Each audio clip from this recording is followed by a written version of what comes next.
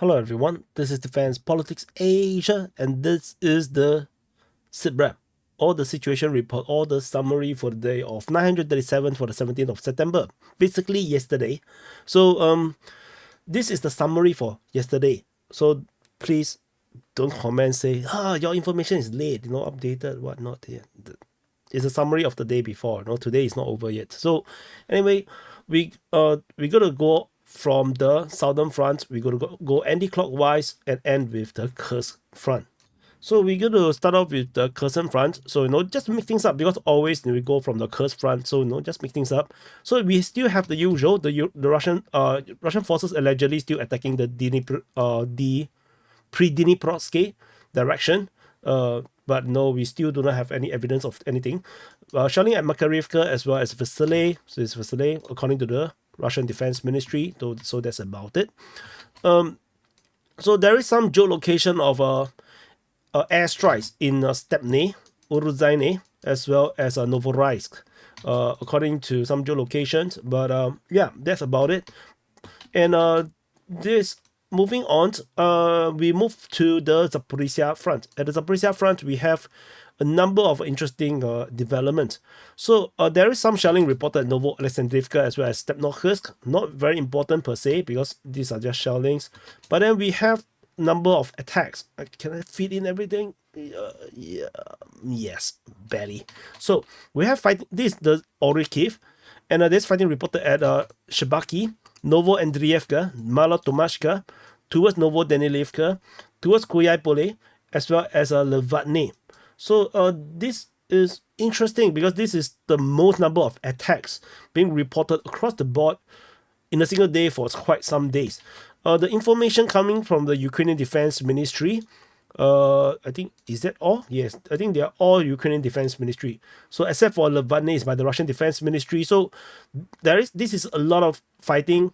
But of course, this also have happened before. It does not necessarily mean that there's a major offensive happening, but it's something that we have to take note because at any time the Russians could launch a major Zaporizhia offensive because of the way the army group is being separated. So, which is why it's something that I always keep a lookout for, and things will change very suddenly if the Russians decided to go for it. And yeah, just interesting. The entrenchment looks like it's defending against an attack from the east. Yeah, interesting. Anyway, we move on over in the Velika Novosilka sector. Other than the Levatny attack, there is only fighting reported in Novoukrayinka, in this area here. So so we shall continue to monitor. There much information about that. Over in the Konstantinivka Voleda region, we have fighting reported towards Katerinivka at Voleda as well as in Konstantinivka. So there's geolocation of Russian airstrike over in Bohov-Yevlenka. So that's something there. And a major frontline changes in the area of Paraskovyevka. So we have the frontline change denoting that the Russians have basically almost secured the rest of the northern part of Paraskovyevka along the 005325 highway due to two geolocations in the north of Konstantinivka. So we'll continue to monitor the situation. So these are the predictable developments. We move further up north, over in the region of Marinka. There is fighting reported over in the Georgivka region as well as in Hostre. Shelling is reported at Kurakove, but that's about it. There's no more updates regarding the situation around the Hostre region after the major Russian offensive towards Alexandropil as well as Hostre. So which is kind of weird for such a big offensive to have no follow-up information. So we'll continue to monitor.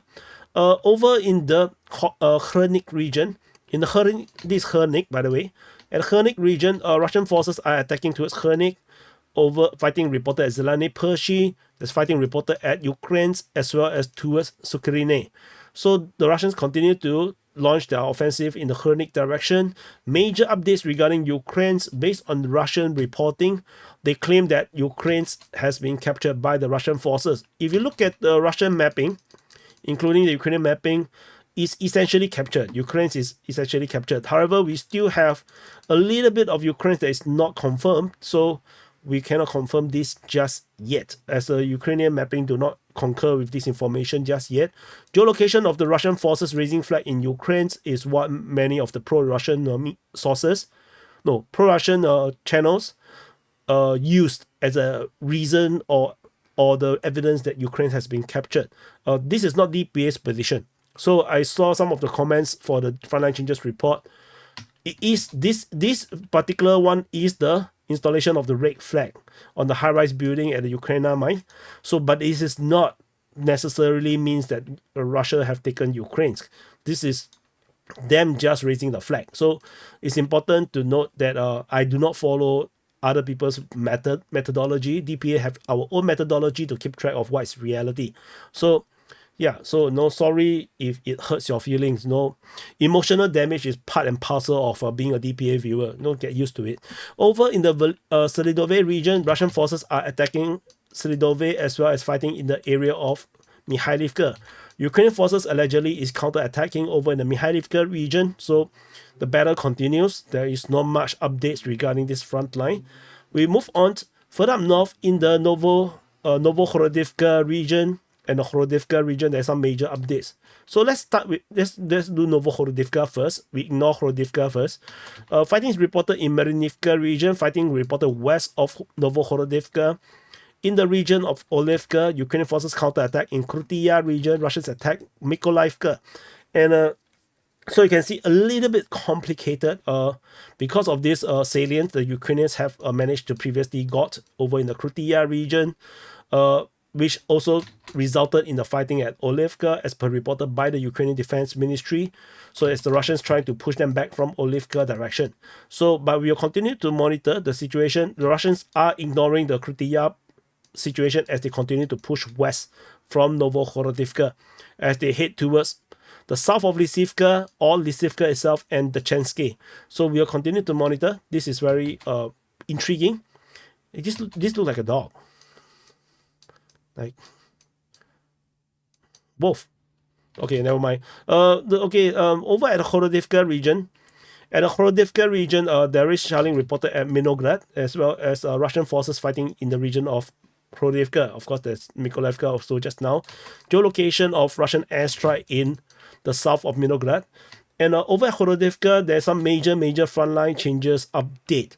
And by the look of all the combined frontline changes, we can kind of confirm that the Russians is on the verge of full capture of Horodivka.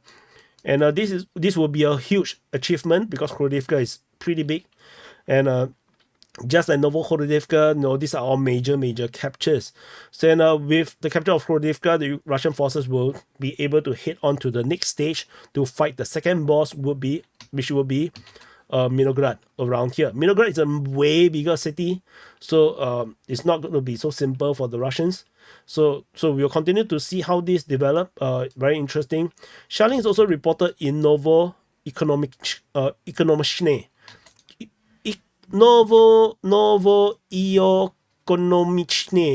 Okay, whatever. And over the northern flank of the Pokrov front, Russian forces attacked Zeleny Pole, Vozdvizenka, and Novotoresk. Strategic situation unchanged. This is just a pinning operation in this area. We move on to the New York front. At the New York front, Russian forces attack at Alexandropil. Geolocation of Russian forces just off Novokalinove. Not important. There's fighting reported at Nelipivka, Skibinivka, Torex, and Dashny. So Dashny continue to be mentioned, which continue to put a strong sense of feeling that the Russians have fully captured Druzhba and they are continuing the attack towards Dashny. Geolocation of Russian forces capturing new positions over in the center of Torex. So this continues with Russian forces geolocated also in the center of their controlled territory. So this Torex situation continues to be progressing very slowly, which means that the Ukrainians are doing their best to defend this city. But the problem is the Russians are still moving forward instead of the Russians getting pushed back. So this is also important to note that the Russians are still having the upper hand at this moment in Torex. So, but the number of footages coming out from this region is of course a lot lesser. So we will continue. These are all these footages are all Ukrainian shelling of Russian forces, but every time they shell, Russia seems to be capturing ground. So it's a bit of conundrum. Over in the southern flank of the Bakhmut front, Russian forces attacking towards Dilievka, Bilakhora, Stupovsky, and fighting in the area of Klishevka. So, yeah, Bilakhora, Dilievka, Stupovsky, as you can see, there's a pattern to it. The Russian lines may be pretty advanced, but we'll continue to monitor the situation. We don't really know this for a fact. Over in the northern flank, we have fighting reported in the Chasivya region and Krychorivka region. Then there's a geolocation of Russian airstrike on Chasivya, but not important as well. So moving on, over in the Siversk front, the Siversk offensive continues, fighting reported near Siversk, at Vimka and Verkhomokalyamsky. So that's about it at Siversk. We move into the Kremina front. At the Kremina front, we have fighting reported over in Torsky, Terny, and Nevsky. So nothing changed around here. This is a very typical Kremina front report. Moving further up north into the Svatove front, we have fighting reported at Makievka, towards Druzhilivka and Cheneskina. So similar situation. This continues to be a very typical Svatove front report. Nothing special happens. Over in the Pischane front, we have fighting reported at Andrievka, Stemakivka, towards Lozova, Krylyakivka, Kolesnikivka, Klushkivka, as well as Novosinove. Yeah, Novosinove. Yeah, Novosinove. So this continues to be the situation over in the Pischane front as the Russians continue to make this massive arrow push towards the Senkove-Krylyakivka crossing. And so this crossing is very vital. The Russians are getting closer and closer. Frontline changes over in the north of Stemakivka. Russian forces capturing new grounds. North of Stemakivka, slight frontline change, but pretty significant because from this point onwards, the Russians can attack from the north into Stemakivka. This part is still under Ukrainian control, so the Russians can now launch an attack, causing a pincer to happen in this northern part of Stemakivka. So we will continue to monitor to see if the Russians can close this gap and straighten the front line, and then they can actually attack Lozova in another direction. So this becomes a pincer. So let's see how this goes. Over at the Kupiansk front, this is Kupiansk. At the Kupiansk front, Russian forces attacking at Sinkivka and Petropavlivka. Very, very typical. Geolocation of Russian strikes on Ukrainian forces in Petropavlivka. Shelling is reported at Kisharivka as well as Kupiansk. So yeah, that's about it in the Kupiansk front. We move into the Kharkiv front. At the Kharkiv front, there is fighting reported over in Voschansk, and there is geolocation of a Russian massive bomb, Fab 3000, hitting Ukrainian positions over in the middle of Voschansk, in this Ukrainian salient. So which is actually a kill zone. So there's a massive bomb hitting them. So, but that's about it in Voschansk. The combat here is extremely low intensity at this moment. At least not much is talked about here. And just off the Kharkiv front, over in the Velika Pasarivka region, shelling is reported at Rososhi, and fighting is reported in Velika Pasarivka. So it's unclear if this is a major ground offensive or not. We will continue to monitor. If this is, then of course things will change a lot. The report is from the Russian Defense Ministry. They say that they inflicted losses on the defenders here, but yeah, we shall see how this goes. A Russian push in this direction will 100% complicate the Ukrainian defense, but tentatively, let's see how this continue to progress. And we finally reach the Kursk front. So over at the Kursk front, wait, I need to cough. Yeah, cough finish. So over at the Kursk front, Russian forces continue their counteroffensive. Ukrainians continue their counteroffensive. So strategically, there's nothing really changed much. But I still need to talk about things. So over at the southern flank. So at the southern flank, the Russian forces, according to Russian information, have captured Borki. So this is based on the Russian claim. Of course, the Russian Defense Ministry have already announced that they have captured Borky on the 16th of September. Fighting is now progressing towards Blakovo. So this now the fighting is moving towards there. Shellings reported at Krylovka. Ukrainian forces counterattack over in Chekskaya Konopelka. Perhaps is trying to do diversion or a flanking movement from the north. But let's see how this goes. The Russians seems to hold the line at this moment. There's no sign that the Ukrainians broke through. So southern flank continues to be battling around here. Moving further up north, in the this is the eastern flank. So at the eastern flank, shelling is reported at Makhanovka, Myrny, Zazulevka. So Zazulevka, Pravda. There is a Russian fire attack or no attack over Ruskoye Prashnoye and Kotsitsa. And there's also fighting reported at Mikhailovka. So these are all standoff-ish attack. These are all no fire attacks. These are not offensive per se from the Russian side. So this is the current situation. There is clashes at Malaya Loknia. This is part of the northern flank. So let's go to the northern flank then. So over the northern flank, of course, just now already mentioned Ruskoye Parashnoye as well as Kotsitsa. Russian forces continue offensive operations over at Malaya Loknia, clashing with Ukrainian counter-offensive in this area here. Russian forces also attack Novaya Surkina. There's geolocation of Ukrainian forces in the countryside, confirming some Ukrainian presence, invalidating some Russian claims. Ukrainians also attack Ogovka, which invalidates the previous hypothesis that the Russians could have already moved up the front line to attack Novo Ivanovka, which means that the report that we mentioned the day before is this is this reverse. The attack we reported before is only a shelling attack. So that's important to note. Ukrainian forces geolocated in the forest, getting airstrike also confirmed Ukrainian presence in the forest region, which actually corroborates the initial hypothesis that the Ukrainians is likely to be still defending all these forests. So the Russian advance towards Novo Ivanovka actually did not happen. My initial hypothesis is actually more accurate. And then there is some weird geolocation, so which I want to highlight. So this is the strategic situation in the northern flank, by the way. Now we go into this geolocation.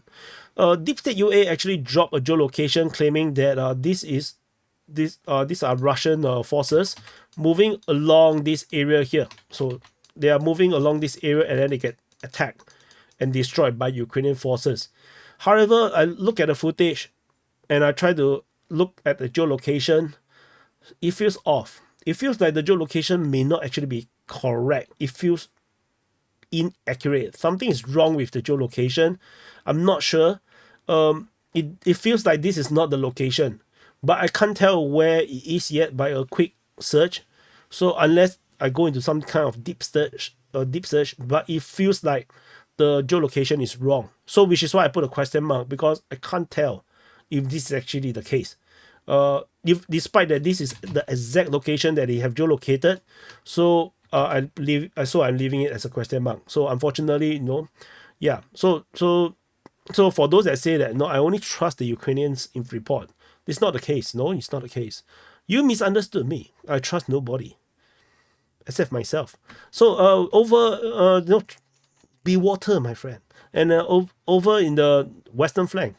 At the western flank, there's one geolocation of the Russian forces north of Uspanovka, which confirmed Russian advance in this area here. This is a judgment call, generally speaking, which means that the Russians indeed have moved up and taken Ispanovka as well as all the settlements behind, including Blakovo, Venezapnoye, as well as Godievka. So the Russians made advances around here, confirming Russian claims, and fighting continues to be reported into Nikolaevo, Darino, Tostiklok, as well as Lyubimovka. So the Russian counter-offensive continues, but strategically nothing. There's no very serious change per se. So the Ukrainian continue to hold a decently strong line around here. Russian progress is very slow. The claim of the capture of Uzbenovka was on the 16th of September, which is 2 days ago. So there is progress, slow, but there is progress. So shelling is reported at Novo Ivanovka, over at Bilovody. So that's the current situation over on the western flank of the Kursk front. And moving out, before we go into the Grushkovo region, there's shelling also reported at Yunakivka and Khotin. So these are all some reserve positions. The number of shellings around this area, you can see, is no longer existing. It looks like the Ukrainians have pushed everything in. It maybe it seems like it that the Ukrainians have pushed everything in to do whatever they could. So which is why we are seeing the lack of shelling in this area here. So and there is a lot of Ukrainian forces being shelled in the western part of the Grushkovo region, and the southern part is predictable because this is where the main Ukrainian attack. The main counter offensive is currently happening. So this is a bit of a mysterious thing. I wonder if this south of Khrushchev is going to be a new offensive from the Ukrainians to flank, to double flank the Russian forces. So let's see how this goes. So over in the Grushkovo sector, the Ukrainian forces continue to attack into Medvedze as well as Vasiloye. So this continues, and this time around we have geolocation of Ukrainian forces confirming the presence, as well as geolocation confirming Ukrainian presence just off Krasno-Otoborsky. Russian forces is now counter-attacking for the first time in this sector towards Novi Put. This is according to the Russian Defense Ministry's report. Shellings reported at Obody, Katerinivka, Palevka, Khurinivka, Rishki, as well as Khotin. This is already part of that sector. So this continues to be shelled, continue to means that there is Ukrainian forces in reserve position that is waiting to enter the foil.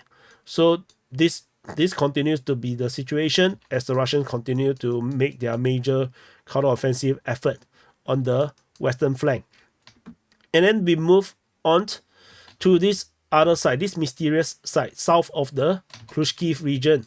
So in this area here, we have shelling reported in a number of new positions at Kruzok, Mazivka, Novo Sloboda, Rijeve,